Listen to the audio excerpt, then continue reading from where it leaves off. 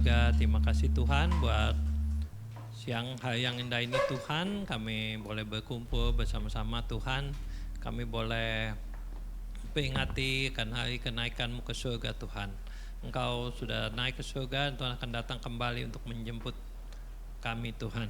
Terima kasih Tuhan, Kang Tuhan, kami akan mendengarkan sebagian firman-Mu, makna akan kenaikan Yesus ke surga. Tuhan berkati hamba-Mu yang akan menyampaikan kebenaran firman-Mu, biar firman-Mu ditaburkan, boleh tertanam dalam hati kami, boleh bertumbuh dan berbuah-buah. Terima kasih Tuhan, juga Engkau berkati hati setiap jemaat-Mu, agar setiap firman yang ditaburkan boleh jatuh di tanah yang baik, boleh bertumbuh dan berbuah berlipat kali ganda. Terima kasih Tuhan Yesus, dalam nama Tuhan Yesus kami berdoa mengucap syukur. Haleluya, amin. Amin, akan duduk Bapak Ibu Saudara kasih dalam Tuhan. Puji Tuhan, hari ini kita akan memperingati akan hari kenaikan Tuhan Yesus ke surga, di mana Tuhan sudah menyelesaikan tugasnya di dunia dari Tuhan Yesus datang pada hari Natal sebagai seorang bayi, kemudian Yesus menyelesaikan karya penyelamatan di kayu salib, kemudian Yesus mati dan dia sudah bangkit, kemudian dia pada masa menampakkan diri Yesus menampakkan diri, kemudian hari ini dia naik ke surga, dia sudah menyelesaikan tugasnya di dunia. Lalu sekarang masalahnya apa sekarang Yesus kerjakan di surga? Apakah terus kemudian Yesus dekelar, terus kemudian hanya dia duduk di surga gitu, uncang-uncang kaki gitu kan? Nah, sekarang manusia kan emang maunya begitu kan saudara ya, jadi kadang dunia ajarkan katanya kita jangan mau kerja-kerja buat cari uang, coba kita bikin supaya uang yang kerja-kerja kita. Nah itu yang diajarkan dunia kan saudara ya.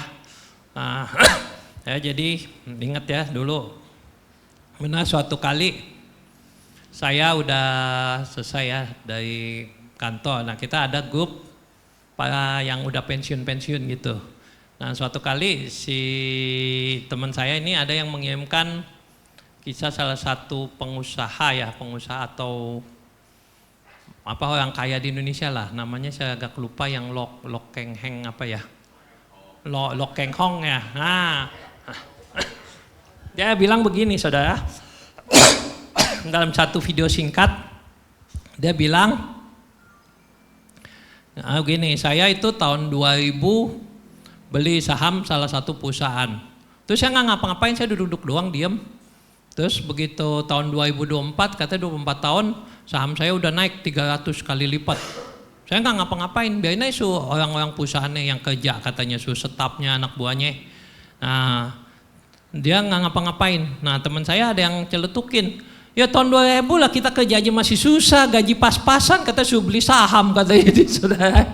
Nah, terus saya balesin lagi kan, ya udah kalau gitu sekarang aja kita beliin saham, tak tunggu tahun 2048, saya bilang gitu kan. Terus ada yang jawabin lagi, 2048 kalau kita masih ada, katanya itu 2024. Nah saudara, kadang dari dunia itu memang dia mengajarkan kita santai-santai aja gitu kan. Nah kadang ini ternyata jadi berbeda dengan apa yang Tuhan Yesus ajarkan kepada kita, teladankan kepada kita. Yesus itu udah menyelesaikan tugasnya di dunia. Ya hari ini dia udah naik surga, udah pulang. Nah sekarang logikanya kalau saudara habis pergi jauh, udah capek pulang, pasti saudara maunya pulang di rumah tidur, istirahat, goyang-goyang kaki, nggak ngelakukan apa-apa kan saudara ya. Tapi ternyata Tuhan Yesus itu nggak begitu saudara. Kalau kita baca di Alkitab bahwa Yesus itu terus bekerja. Jadi walaupun Yesus sudah selesai tugasnya di dunia, dia ke surga, dia meneruskan bekerjaannya. Ya, Yesus meneruskan bekerjaannya, Yesus terus bekerja. Nah, ini kita mau lihat apa yang Yesus kerjakan, apa yang Yesus kerjakan di surga. Mari saudara, kita mau buka kitab kita. Yang pertama itu kita lihat dari Yohanes 14 ayat ketiga. Yohanes 14 ayat ketiga.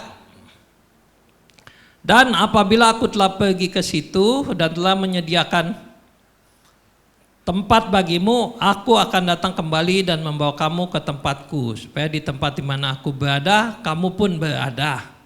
Nah, saudara, yang pertama yang Yesus kerjakan dalam Yohanes 14 ayat 3 adalah Yesus menyediakan tempat setelah dia pergi. Jadi supaya nanti kalau kita pergi, kita udah ada tempat. Mungkin beda dengan Bapak Ibu Saudara yang senang pergi-pergi tapi backpacker, ya saudara kan, tahu kan ya orang, atau senang saudara yang pergi-pergi secara onsite. Jadi kalau ini ada orang yang suka pergi ya, kadang pergi nggak tahu nginep di mana, entah begitu tujuan kemana sampai baru mulai lihat cari hotel, entah begitu sampai lihat hotel pertama, kamarnya kecil nggak enak, pindah cari hotel lagi, kemudian nggak gitu bersih nih, kotor, spraynya nyucinya nggak bersih, pindah lagi cari tempat lagi. Nah kemudian saudara begitu masuk lagi hotel berikutnya lagi, lihat ruangannya bau, yang sebelumnya ngokok nih, nggak jadi lagi, pindah lagi, itu sampai terakhir pindah lagi, lampunya gelap kurang terang, wah saudara cari terus sampai keliling, waktu saudara habis untuk mencari tempat. Kan? Sampai akhirnya saudara ketemu, ini akhirnya ketemu hotel yang cocok buat saya. Apa kriterianya? Harga nggak mahal, nggak murah, kamar nggak gede, nggak kecil, air kamar mandi nggak anget, nggak panas, nggak dingin, ruangan nggak terang, nggak gelap. Jadi maunya apa nih orang gitu ya, saudara? Udah pas ini. Nah saudara, enak mana saudara yang harus pergi demikian, atau dengan saudara yang pergi udah disiapin tempat, begitu saudara datang, saudara tinggal masuk saudara. Ingat, enak yang mana saudara? Tinggal masuk saudara. Demikian juga dengan kehidupan kita. Hari ini kita sedang menghadapi suatu perjalanan. Dan nanti suatu saat kita akan sampai. Dan sampainya itu saudara nggak bisa lihat-lihat dulu, biarin nanti aja, tergantung di sana. Begitu saudara meninggal, saudara lihat-lihat. Wih neraka, panas, banyak iblisnya, tampangnya serem-serem, disiksa. Wih ngeri, tapi ada kelebihannya, banyak orang-orang artis-artis katanya di situ. Wah, terus saudara pindah ke surga. Wah, enak nih. Ubinnya aja dari emas. Wah, dindingnya dari batu permata berlian. Udah, aku udah lihat, mau pilih ke ini. Bisa nggak saudara? Nggak bisa saudara. Saudara mau kemana itu ditentukan dari sekarang selama saudara hidup. Saya pernah satu kali melayat ke teman saya. Nah itu karena emang dia beda kepercayaan. Dan oleh tokoh agamanya dia baru baptis orang tuanya. Anak-anaknya udah nganut satu agama dan orang tuanya belum percaya. Tapi oleh tokoh agamanya dia baptis. Kenapa? Karena iman anak-anaknya. Jadi dia karena anak-anak beriman percaya, tokoh agamanya mau baptisin orang tuanya. Ya beritahu bahwa di kita gereja GBI tidak menganut paham gitu ya. Jadi kalau saudara mau percaya Yesus, dibaptis Kristen, itu adalah dari saudara sendiri. Jadi nggak bisa anaknya percaya orang tuanya ikut masuk surga, atau orang tuanya percaya anaknya ikut masuk surga, itu nggak ada. Yang kedua, baptisan itu dilakukan memang pribadi. Jadi nggak bisa baptisan dia udah meninggal atau dia udah sekarat, udah nggak sadar gitu dibaptis, itu nggak menganut paham seperti itu ya. Dan baptisan itu adalah di selam. Nah itu saudara, jadi bahwa kita itu mau pergi kemana nanti setelah perjalanan kita di dunia ini selesai, kita akan berakhir di mana, itu adalah kita tentukan dari sekarang selama kita di dunia. Jadi tidak bisa nanti. Saudara, dalam suatu persidangan, entah majelis daerah, pendeta-pendeta Jakarta atau pendeta-pendeta nasional, itu kita biasa setiap ibadah pembukaan itu pasti ada doa in memorial. Nah, in memorial doa untuk pejabat-pejabat, pendeta-pendeta yang meninggal pada satu periodik, biasanya sih setahun terakhir gitu. Jadi sidang MD kan tiap tahun, jadi yang meninggal tahun lalu sampai tahun ini dibacain nama-namanya, dan kemudian kita berdoa untuk keluarga yang ditinggal ya saudara. Nah saudara, kadang dari yang mau berdoa dia bilang, Bapak Ibu Saudara pejabat yang Tuhan kasihi, satu saat pasti nama kita ada di depan saudara. Dia bilang satu saat itu pasti, dan kita nggak ada yang bisa menghindari, pasti satu saat nama kita ada di depan. Hanya kita nggak tahu kapan di sidang MD, kapan nama kita muncul. Nah itu saudara, jadi setiap kehidupan kita pasti akan berakhir, ya kan? Cuman kita nggak tahu, ya kan? Ada sebuah lagu kan dari Pak Eras, karangan Pak Eras kan, tak ku tahu sampai kapan akhir hidupku, akhir hayatku ini tidak menentu. Namun yang pasti perjalanan hidup ini berakhir di suatu saat nanti. Nah itu saudara, suatu saat kita pasti akan berakhir hidup kita. Jadi untuk saudara berakhir, saudara nggak perlu nunggu tua. Ya untuk saudara berakhir, saudara nggak perlu nunggu sakit, ya kan? Orang yang sakit, yang sehat pun kadang bisa aja, ya kan? Kemarin baru si Amanda di kantornya katanya temennya usia baru 29 belum 30. Lewat saudara, ya kan? Kadang orang yang berada dalam puncaknya, wah masa kejayaan tiba-tiba nggak ada saudara. Ya saudara, jadi jangan pikir sekarang saya masih muda, yang penting seneng-seneng dulu. Enggak saudara ya, kadang saudara orang manusia mengejar kekayaan, ketenaran, tapi nggak bisa bikin bahagia. Berapa banyak orang-orang terkenal, orang-orang kaya, harta berlimpah, ya kan, artis-artis dunia berakhir dengan bunuh diri.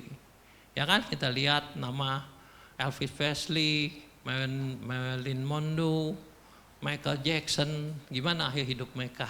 Ya, atau orang-orang kaya, ya kan, orang-orang kaya, bisnismen, mereka berakhirnya tragis saudara. Makanya saudara, hari ini saya pesankan, ya marilah dari sekarang kita mulai untuk menyusun rencana perjalanan hidup kita, untuk supaya nanti setelah kita selesai dari dunia ini, tempatnya mau kemana. Pastikan Tuhan Yesus menyiapkan salah satu tempat buat kita.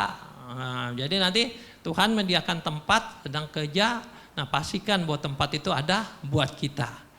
Yang pertama, Yesus terus bekerja apa? Menyediakan tempat bagi kita. Yang kedua apa? Yang kedua adalah Yesus setelah naik ke surga dia mengirimkan Roh Kudus. Kita buka dalam Yohanes 16 ayat 7. Yohanes 16 ayat 7. Nah, di dalam Yohanes 16 ayat 7 apa? Namun benar yang kukatakan ini kepadamu adalah lebih berguna bagi kamu jika aku pergi. Nah, Yesus pergi. Sebab jikalau aku enggak pergi, ibu itu tidak akan datang. Tetapi jikalau aku pergi, aku akan mengutus dia kepadamu. Jadi yang kedua adalah setelah Yesus surga, pekerjaan Yesus adalah mengutus Roh Kudus untuk turun ke dalam dunia. Dan hari ini Roh Kudus sudah ada karena Yesus naik ke surganya sudah 2000 tahun lewat yang lalu. Dan kemudian Yesus sudah mengutus Roh Kudus dan pada hari Pentakosta Roh Kudus sudah turun. Jadi kita mulai besok malam mengadakan doa, itu adalah doa untuk mengingat, ya, mengingat akan murid-murid di Yerusalem berdoa akan pencurahan Roh Kudus. Jadi bukan kita berdoa minta kepenuhan Roh Kudus turun lagi, Roh Kudusnya udah turun, ya. Jadi kita mengadakan doa itu hanya mengingat, ya, mengingat peristiwa pencurahan Roh Kudus waktu di Yerusalem, ya. Jadi itu waktu Yerusalem biasa itu lagu-lagunya lagu-lagu Roh Kudus, wah itu biasa. Tapi sayang sekarang udah banyak gereja yang mulai enggak mengadakan peringatannya. Jadi bahkan mungkin hari kenaikan Tuhan Yesus ke surga pun mungkin ada gereja mungkin yang udah nggak ada kebaktian, nggak ada peringatannya, ya. Tapi kalau Natal, wah itu besar-besaran saudara, sampai kadang sewa tenda, undang artis, ya. Tapi kalau begitu naikkan Tuhan Yesus ke surga, kan orang udah mulai kayaknya mulai kehilangan, ya. Tapi ini juga sebenarnya suatu peristiwa yang penting juga, ya, karena dari kenaikan Yesus ke surga, Yesus mengirimkan Roh Kudus. Nah, Roh Kudus inilah yang sekarang bekerja. Nah, di sini kita lihat Roh Kudus, apa sih Roh Kudus? Peranan Roh Kudus apa di dalam hidup orang percaya? Ya, kita mau lihat peran Roh Kudus dalam kehidupan orang percaya. Yang pertama, kita lihat dalam Yohanes 14 ayat 16.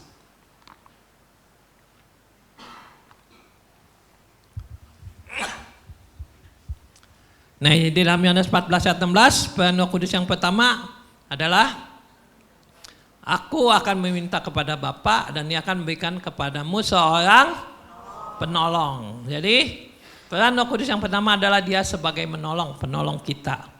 Bapak Ibu, Saudara, mungkin kalau kita lihat kehidupan kita hari-hari ini itu kayaknya, wah kita kalau jalanin sendiri kayaknya berat ya. Coba saya hidup berat nggak? Hidup susah nggak? Itu kan? Wah, hidup susah, hidup berat. Tapi sinilah Tuhan tahu kita sebagai manusia membutuhkan seorang penolong. Penolong apa? Roh Kudus. Nah itu yang dikirim. Saudara, sekarang kita lihat bahwa dunia ini sudah dikuasai oleh kuasa kegelapan, oleh setan. Apalagi kita lihat hari-hari ini menjelang kedatangan Tuhan Yesus sudah semakin dekat. Ya kan, kita lihat di Timur Tengah, Israel kondisi udah semakin hari semakin bergejolak. Belum lagi perang antar bangsa, perang ekonomi, perang apalagi ya, perang dagang. Nah, ini hidup udah semakin mendekati zaman akhir. Dan iblis tentu dia juga bekerja keras untuk menjatuhkan anak-anak Tuhan. Dan kita hidup makin sulit. Nah, sebab itu makanya itu kita membutuhkan seorang penolong. Ya, seorang penolong, Roh Kudus menolong kita. Tapi kita berserahkan sepenuhnya kepada Roh Kudus, tapi jangan kita menyerahkan sepenuhnya. Saudara, saya kasih ilustrasi cerita begini, saudara. Dulu lagi saya di kantor, itu ada orang yang tipe kerjanya ini begini, saudara. Ini kerjaan dia, tapi dia mungkin nggak bisa atau susah. Oh, dia minta tolong orang, tolong dong bantuin nih. Kalau ini mau ini gimana ya gitu. Oh, terus dibantuin. Nah nih, oh ini begini, oh kerjaan ini begini, bla bla. Terus tapi sambil dia kerjain, dibantu kerja, diam-diam dia ngelinap, dia kabur, saudara. Dia kabur, jadi akhirnya orang yang nolong yang mesti ngejain, saudara. Ada orang yang tipe gitu, saudara. Saya bilang, dan entah begitu belakangan, begitu kerjaan dia, waduh saya nggak bisa nih, ini kerjaan apa ya? Waktu itu yang kerjaan si sini nih, tolong dong kerjain kayak lagi itu. Dan akhirnya secara rutin kerjaan dia pindah ke orang lain. Pintar nggak saudara orang kayak gitu? Nah, saudara, ada orang yang model begitu, saudara. Tapi saya tahu ini kita penolong. Penolong artinya apa? Kita ini sebagai yang memang bekerja berusaha hidup, saudara. Sedangkan Roh Kudus menolong. Jangan saudara tentang kerjaan kita akhirnya semua diserah-serahin ke orang, saudara. Kalau emang yang ini tugas kita, tanggung jawab kita, ya kita kerjakan. Tapi yang penting kita percaya ada seorang penolong yang akan menolong kita, Roh Kudus. Ya, peran Roh Kudus yang kedua adalah penghibur, ya, menghibur di dalam Yohanes 16 ayat 7. Namun benar yang kukatakan ini kepadamu adalah lebih berguna bagi kamu jika aku pergi, sebab jikalau aku tidak pergi, penghibur itu tidak akan datang kepadamu. Tapi jikalau aku pergi, aku akan mengutus dia kepadamu. Jadi menghibur, ya kan, dalam dunia banyak susah, banyak kesukaan, banyak kesedihan, betul kan? Banyak masalah kadang membuat kita sedih, tapi percaya dalam kesedihan ada Roh Kudus yang memberi penghiburan, ya, memberi kekuatan kita untuk menjalani setiap kehidupan kita. Yang ketiga itu fungsi Roh Kudus, ayat 16 ayat 8, Yohanes 16 ayat 8 adalah menginsafkan, ya. Tadi lanjutnya di Yohanes 16 ayat 8. Dan kalau ia datang, ia akan menginsafkan dunia akan dosa, kebenaran, dan penghakiman. Nah, saudara, jadi orang kalau yang dipenuhi Roh Kudus itu akan menginsafkan, artinya dia bertobat, ya, bukan hidup yang lama. Banyak orang ke gereja tapi hidupnya tetap hidup yang lama, ya, karena dia ke gereja mungkin hanya sebagai ikut-ikutan, atau Kristennya ya Kristen-Kristenan. Mungkin dari dulu orang tuanya Kristen, jadi dari kecil dia ikut ke gereja, datang gereja, ya ikut. Tapi dia belum mengalami perjumpaan dengan Yesus, belum mengalami kepenuhan Roh Kudus, sehingga akhirnya walaupun dia udah ke gereja lama, aktif di pelayanan, tapi kadang hidupnya enggak berubah-berubah, tetap hidup yang lama, tetap hidupnya dalam dosa. Nah, enggak ada sadar. Nah, maka itu hari ini dalam siang ini biar kita mau minta Roh Kudus, ya, Roh Kudus untuk bisa menginsafkan. Nah, mengubahkan kita. Jadi yang sama ini mungkin kita datang ke gereja, aktif di gereja, ya mungkin udah pelayanan, tapi kalau belum berubah, belum bertobat, nah ini kita mesti minta Roh Kudus yang menginsafkan, ya Roh Kudus, supaya Roh Kudus menginsafkan, bertobat, supaya kita bisa bertobat. Jadi berubah, hidup kita diubahkan, ya sadarkan. Kemudian yang keempat adalah mengaku Yesus adalah Tuhan, yang keempat dalam 1 Korintus 12 ayat yang ketiga. Karena itu aku mau meyakinkan kamu bahwa tidak ada seorang pun yang berkata-kata oleh Allah dapat berkata terkutuklah Yesus, dan tidak ada seorang pun yang dapat mengaku Yesus adalah Tuhan selain Roh Kudus. Berarti fungsi peran Roh Kudus adalah mengakui Yesus Tuhan. Jadi kalau orang yang mengaku Yesus Tuhan, Yesus itu Allah, nah itu artinya dia sudah ada Roh Kudus. Karena ada orang yang nggak percaya, dianggap apa? Oh Yesus mah biasa, manusia biasa. Oh Yesus nabi biasa, sama seperti nabi-nabi lain. Nah ini orang ini belum ada Roh Kudus, belum terima Roh Kudus. Nah kalau saudara dipenuhi Roh Kudus, ada Roh Kudus dalam hidup saudara, saudara akan mengakui Yesus itu Tuhan, Yesus itu Allah. Ya makanya kenapa banyak orang dari yang kepercayaan berbeda, mereka kadang nggak bisa menerima Yesus karena menganggapnya oh Yesus nabi biasa, Yesus manusia biasa gitu. Jadi bukan Tuhan, tapi dalam Alkitab mengatakan Yesus adalah Tuhan, ya. Jadi kita yang mengaku Yesus ada Tuhan, nah itu hanya dari Roh Kudus. Roh Kudus menolong kita. Kemudian yang kelima peran Roh Kudus adalah berdoa. Roma 8 ayat 26 sampai 27, ya. Kita baca sama-sama deh yuk. Roma 8 ayat 26 27, 1 2 3.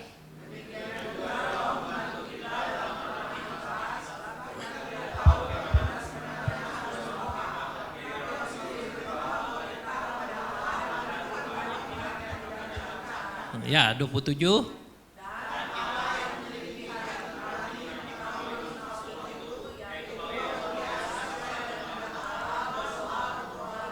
Berdoa, ya. Jadi saudara kadang kita mau berdoa tapi kadang suka bingung doa itu mau doa apa sih gitu kan. Mungkin kita mau ngomong apa. Nah inilah kita berdoa, kita ada Roh Kudus yang membantu kita berdoa.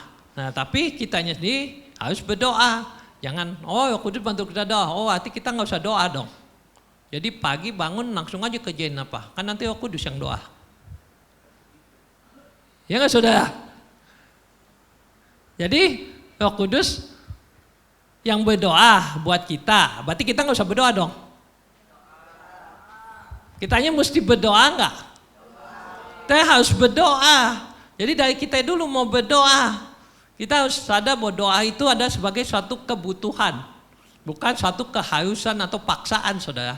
Kadang ada orang kalau suruh berdoa, waktunya doa, kayaknya udah beban banget gitu. Aduh doa lah.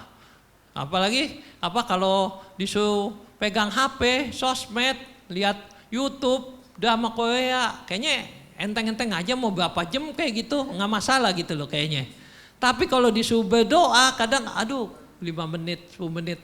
Doa malam, tiap malam jam 8, suruh ikut join aja kayaknya, berat amat ya jam 8. Tiap malam jam 8, suruh ikut doa join. Tentu kadang udah mulai, nggak selesai-selesai lagi gitu kan. Padahal cuma 30 menit kita berdoa, kayaknya berat banget gitu. Tapi kalau kita untuk pergi jalan-jalan, untuk kita kumpul-kumpul, reuni, kadang setengah jam, kecepet ya udah setengah jam ya, bahkan masih belum puas, masih pengen cerita-cerita, enggak selesai-selesai gitu ya. Nah saudara, kita harus memiliki kerinduan untuk kita berdoa. Kenapa? Karena doa itu adalah kita yang perlu. Jadi kita membutuhkan doa. Ya, ibarat kata tadi bilang apa? Doa itu nafas. Saudara bernafas. Nah, saudara menghirup udara. Itu kenapa? Karena saudara perlu nafas. Karena kita perlu. Kalau kita enggak bernafas, kita bisa mati. Demikian juga rohani kita. Kita perlu doa. Kalau rohani kita enggak berdoa, kita bisa rohani kita mati. Makanya kita butuh untuk berdoa. Jadi dari kita udah ada kerinduan, kita ingin berdoa. Nah nanti kalau saat kita sudah berdoa, mungkin saat doa kita nggak tahu, Tuhan nih saya mau berdoa, tapi saya nggak tahu saya mau berdoa apa. Nah ini baru peran Roh Kudus. Roh Kudus menolong kita, membantu kita sampaikan apa yang doakan. Mungkin nanti saat tengah-tengah berdoa tiba-tiba kita ingat, oh iya nih si A ya, kemarin dia kayaknya sakit nih. Wah saudara doain, Tuhan tolong si A yang hari ini sakit. Ya mungkin sakitnya pegel, linus, panu-panu gitu, Tuhan tolong jamah sembuhkan. Atau tiba-tiba saudara, Tuhan doain apa lagi ya, entar Roh Kudus ingetin, oh inget tuh si itu udah lama gak datang. Oh iya dia inget, saudara doain lagi, oh Tuhan tolong si B udah lama gak ke gereja, mungkin dia ada masalah atau kecewa dengan orang atau kecewa dengan siapa gak datang, Tuhan tolong gerakin hatinya. Nah itu Roh Kudus mengingatkan. Atau mungkin saudara, Tuhan udah selesai, ingat udah semua udah selesai, kayaknya udah gak ada lagi, saya ngapain lagi Tuhan? Tuhan bilang muji, menyembah Tuhan. Oh iya suruh nyanyi, muji, menyembah Tuhan, ya kan? Atau entah menyembah, oh lagu apa Tuhan? Nanti Tuhan kasih lagu, oh iya lagu ini, dalam segala keadaan, oh ya nyanyi lagu dalam segala. Nah ini saudara, jadi dari kita harus ada dulu kerinduan. Kita punya kerinduan, keinginan untuk kita bisa berdoa, bersatu dengan Tuhan, bersekutu dengan Tuhan. Karena ini satu kebutuhan kita, ya satu napas rohani kita, satu kekuatan kita berdoa, ya. Kan, kan letak kekuatan kita di dalam tahan berdoa. Nah yang tahu berarti ketahuan umurnya, ya kan?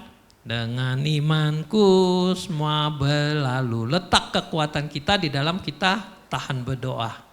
Ya kan? Sebab doa mengubah segala sesuatu. Apa yang tidak mungkin menjadi mungkin. Nah itu dengan doa. Maka itu buat Bapak Ibu Saudara, janganlah kita malas untuk berdoa. Tapi mari kita memiliki kerinduan, memiliki hati untuk berdoa. Ya gereja kita setiap malam jam 8 udah adakan fasilitas lewat Zoom. Yang mau berdoa ayo kita sama-sama berdoa, saling mendoakan ya setiap malam itu. Nanti setelah besok, mulai besok 10 hari kita ada doa malam, doa untuk memperingati hari pencurahan Roh Kudus ya. Jadi hari memperingati pencurahan Roh Kudus, kita doa setiap malam mulai besok malam jam 8 ya sampai hari Pantekosta. Nah ini saudara kita ikut doa, jangan tidak ikut berdoa ya, karena itu doa penting ya. Kemudian doa, kemudian lanjutnya lagi adalah peran daripada Roh Kudus yang keenam yang adalah memimpin. Dalam Yohanes 16 ayat 13, ya kita baca bersama-sama lagi Yohanes 16 ayat 13. Ia akan memimpin.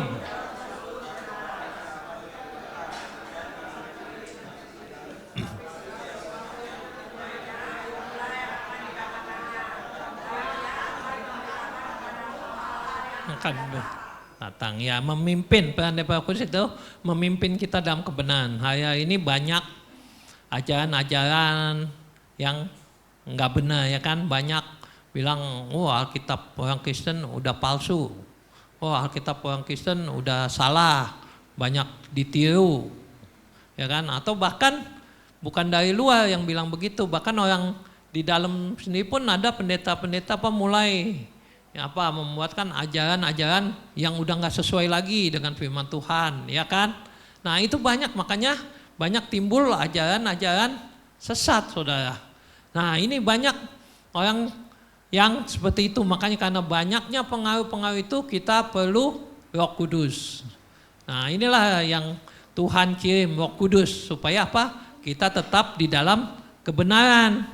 Jadi kita jangan mau lagi diombang-ambingkan oleh ajaran-ajaran yang menyesatkan. Ya kita tetap berpegang teguh pada iman yang mula-mula. Jadi kita tetap pegang pada firman Tuhan. Ya, jadi kalau dibilang firmannya udah nggak asli lah, firmannya udah dipalsukan, ya kan? Wah, dibilang Tuhan Yesus nggak mati, yang disalib bukan Yesus. Nah itu banyak sekarang, saudara. Apalagi sekarang banyak, saudara? Banyak sosial media, jadi dari macam-macam. Dan dari situ orang gampang sekali menyebarkan hal-hal seperti itu. Sekarang tambah banyak saudara di YouTube, di TikTok, di mana-mana seperti itu. Nah sekarang yang bikin sedih lagi apa saudara? Banyak orang Kristen sendiri juga, dia ngambil pendeta khotbah sepotong. Jadi video khotbah dipotong sama dia pendeta ngomong apa, blek, wah langsung dia komenin negatif saudara. Padahal dia cuma ngambil potongan khotbah pendeta saudara. Harusnya kan kalau mau dengar khotbah apa? Utuh, betul nggak? Kita utuh dari khotbah secara utuh, kayak firman Tuhan. Firman Tuhan sudah baca, itu adalah juga secara utuh. Ya, secara utuh, saudara, lengkap. Jadi jangan hanya sepotong, karena itu bahaya, itu bisa jadi beda makna. Kalau saudara potong khotbah saya tadi yang depan, saya bilang, kalau nanti kita mati, kita lihat-lihat dulu jalan, ke neraka, nggak enak, pindah ke surga. Saudara potong cuman bagian itu, saudara bilang saya sesat, karena mana bisa begitu, benar nggak saudara? Padahal itu benar saya ngomong kan? Benar nggak saudara? Tapi maksud saya begitu bukan? Nah itulah saudara, banyak orang itu sekarang itu begitu. Jadi pendeta khotbah, dia cuma ngambil sepotong, satu kalimat apa, langsung dibikin negatif. Padahal sebenarnya maksud pendetanya bukan itu mungkin. Jadi kalau mau emang menanggapi, ya lihat dulu khotbahnya secara utuh gitu loh. Jadi jangan cuma sepotong, tapi udah dikomenin gitu kan. Nah itulah biar saudara, Bapak hari ini kita perlu Roh Kudus, kita minta pimpinan daripada Roh Kudus. Jadi kita minta pimpinan dari Roh Kudus, supaya kita benar tahu mana yang kebenaran, supaya kita tetap berjalan di kebenaran. Ya. Yang keenam. Yang ketujuh adalah di dalam Kisah Rasul 2 ayat 18 adalah soal bernubuat ya. Juga ke atas hamba-hambaku laki-laki dan perempuan akan kucurahkan rohku pada hari itu dan mereka akan bernubuat. Ya, jadi orang yang menerima Roh Kudus itu salah satunya ada bernubuat. Jadi kalau orang bernubuat itu adalah karena dari Roh Kudus ya. Dan yang tadi ke-8 adalah Roh Kudus itu membantu pertumbuhan gereja ya, dari Kisah Rasul 9 ayat 31.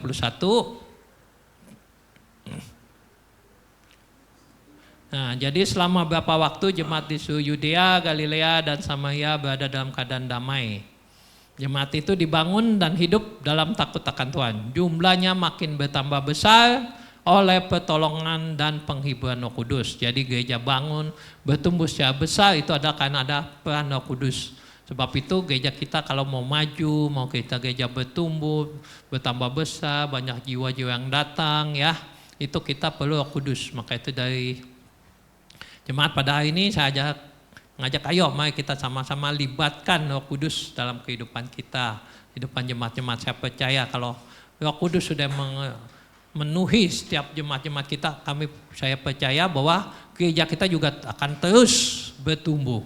Karena ada Roh Kudus ya, jadi jemaat-jemaat akan pergi bisa menginjil, cari jiwa, nanti banyak jiwa baru yang mau datang, yang mau dimenangkan untuk Tuhan. Amin, amin. Ya puji Tuhan, saudara, demikian firman Tuhan. Jadi simpulannya marilah kita tetap bekerja ya, bekerja sama seperti Yesus. Yesus sudah menyelesaikan tugas di dunia, sekarang dia naik ke surga. Dan di surga Yesus terus bekerja, makanya kita juga tetap harus bekerja. Ya, saudara, jadi kerja itu saya jadi ingat satu kali saya dapat satu video. Ya, video itu kita tentang perbandingan antara kuli bangunan sama fitness. Jadi guru fitness. Saudara lihat kuli bangunan badannya kayak kecil-kecil gitu. Guru fitness badannya pada gede, berotot semua. Satu kali pernah diadu. Adu apa? Suruh ngangkat semen 4 sak. Yang menang siapa saudara? Kuli bangunan saudara. Makanya dia bilang, nah inilah bedanya orang keluar keringat buat dapat uang sama keluar uang buat dapat keringat. Nah bedanya itu saudara. Jadi yang guru fitness itu badan berotot gede, wah kayaknya, tapi suruh angkat semen 4 sak, wah dia kepayahan saudara. Tapi kuli bangunan itu badannya kurus, kecil, gitu, suruh angkat 4 sak semen, dia enteng aja saudara, dia bisa angkat saudara. Nah itu padahal badannya tuh nggak gede, nggak apa, karena kenapa? Karena emang dia tiap hari kerja saudara, tiap hari kerja begitu saudara. Ya baiklah saudara, Bapak Ibu, saudara. Kita sama-sama tetap bekerja, tetap produktif ya. Seperti Tuhan Yesus tetap bekerja melayani Tuhan. Baik, sebagai penutup saya mau putarkan ada video yang lagi tuh benar ada. Saya mau, semoga saya udah sempat kirim ke koyangnya, semoga ada. Ya mungkin hanya 2-3 menit sehingga panjang videonya.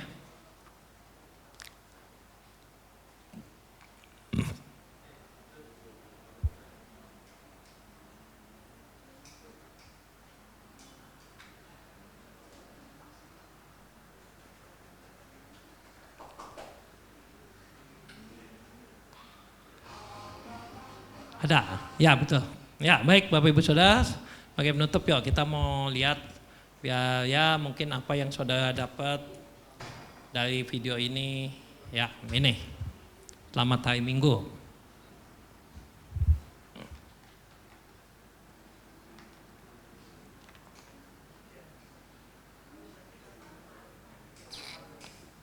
Ada saudara yang udah terima belum video ini? Ada yang terima belum? Belum ada, ya.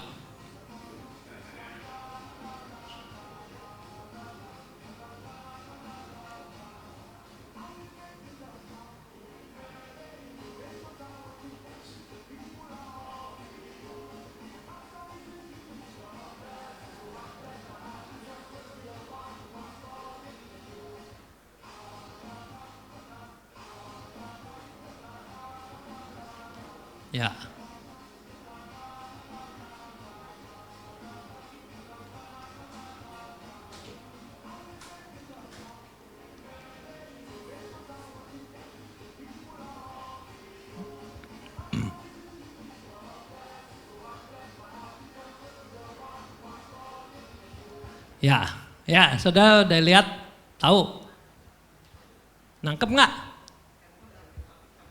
Hah? Ya, yang itu lagi ibadah. Jadi jemaat yang liatin handphone ditukar Alkitab, saudara. Ya, saya rasa jemaat ini nggak usah begitulah ya, nggak usah perlu. Kita mau sungguh-sungguh datang sama Tuhan. Ya, baik itu aja. Firman Tuhan, mari kita respon firman Tuhan. Saya undang Pak pemain musik boleh maju ke depan.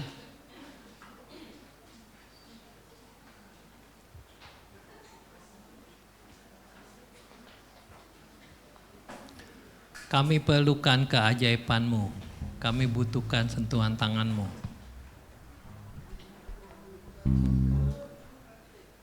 Kami perlukan keajaiban-Mu.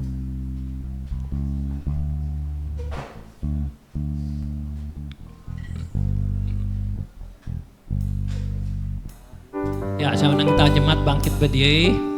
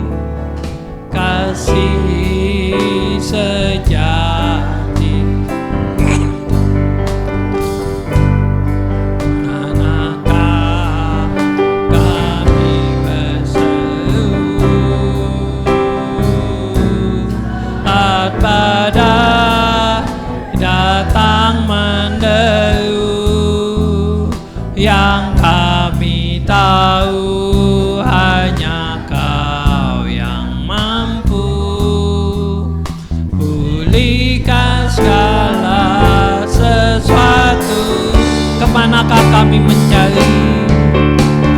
Kemanakah kami mencari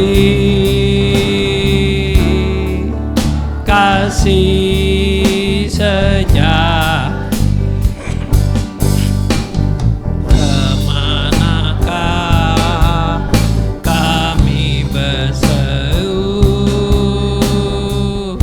saat badai datang menderu, yang kami tahu hanya Kau yang mampu pulihkan segala sesuatu.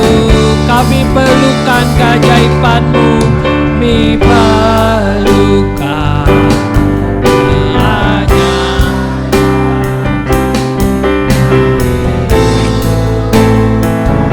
sentuhan tangan-Mu.